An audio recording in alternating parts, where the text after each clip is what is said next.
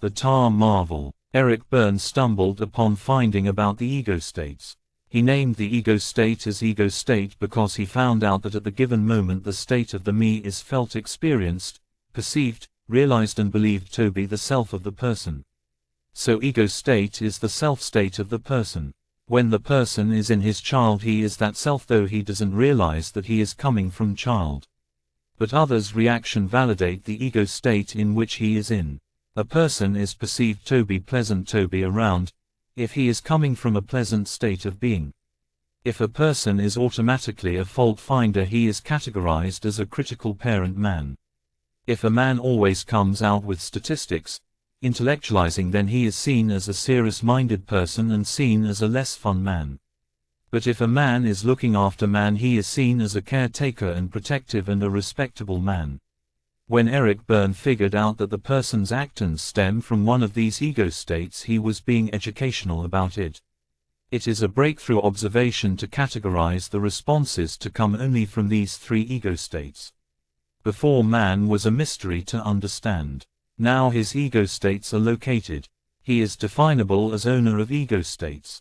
This framework makes life easy to face with. You look at remarks, you stop and look for words.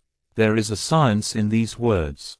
Though the response is supposed to be only emotional psychological, it now could be scientific with the aid of transactional analysis involvement. Words denote the ego states from which they come from. At that moment you think about the respondent ego state. So you don't get to be impulsive, you are not roused, you watch the words. The words only make you feel. You take time to think, to delay. You have time to choose to exercise maturity, safety, responsibility and so on. You exercise power at the time of speaking.